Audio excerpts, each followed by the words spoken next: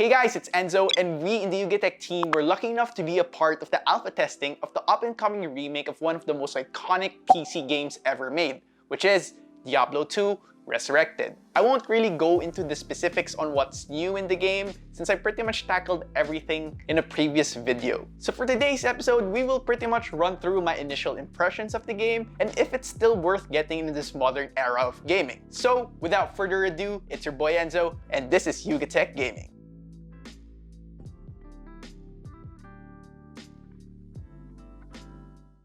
So first things first, D2R or Diablo II Resurrected does a good job in maintaining major elements of the game that makes Diablo, Diablo.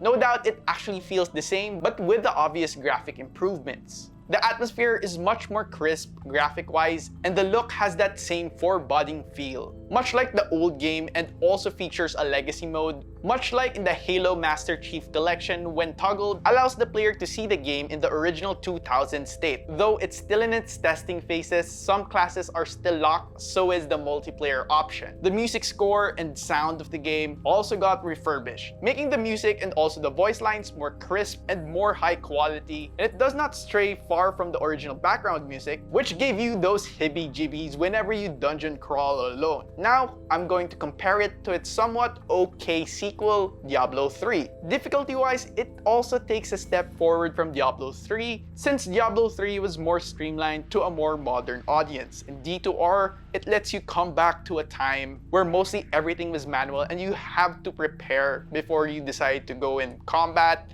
dungeoning, cave spelunking, because if you die, you do lose all your items. And some boss fights are hard because they got special skills, man. For one example, a boss could slow you down and minions could swarm all over you. Dying in Diablo 2 Resurrected is much more punishing than Diablo 3. Players who die get their equipped items and money drop where the player died, much like in Dark Souls. So it is generally a good idea to think twice before you sell an item, which is almost as good as your main equipment, just so that you can travel back to the place where you died and get your stuff back and hopefully avoid what killed you in the first place. I think they'll pretty much stick to that way because the classic Diablo 2 was a hard game to beat in the first place. Diablo 2 also has limited ammunition for the ranged weapons, unlike in Diablo 3. You may have to keep looting the arrows or bolts and those javelins and conserve them if needed. And to add, they also take up space in your inventory.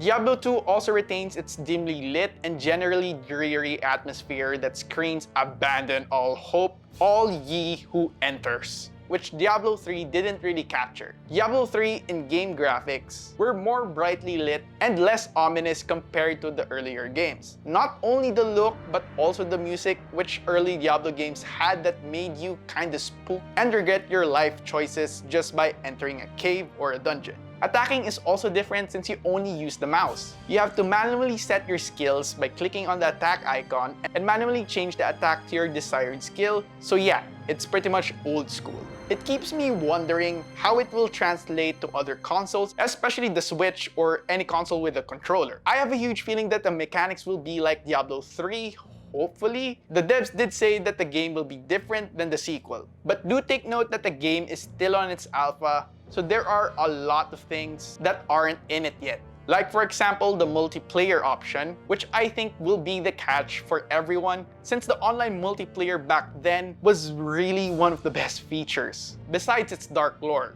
Although one thing that they should probably add is a bit more cosmetics and customizations to not make your characters plain and boring.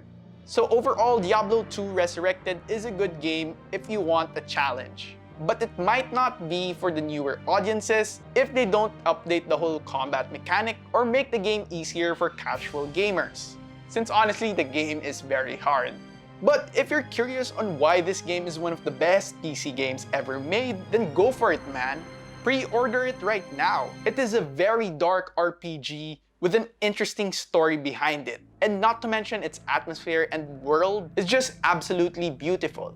In conclusion, the game is amazing despite it being on its alpha stages. And knowing that they are dedicated to giving players the same authentic experience with some improvements seems so promising. And I do hope that these improvements won't jeopardize the general feel of the game. So, to answer the question, is the remake really necessary? Well, yeah. If you have noticed, the Diablo series is expanding its lore with an up-and-coming mobile game, Diablo Immortal, which the story will be in between Diablo 2 and 3. And to add, these prequels and side stories are preparing us for the sequel, Diablo 4, which not only looks cool, but is going back to its original dark fantasy roots, which was lost in Diablo 3. Anyway, what are your thoughts on Diablo 2 Resurrected?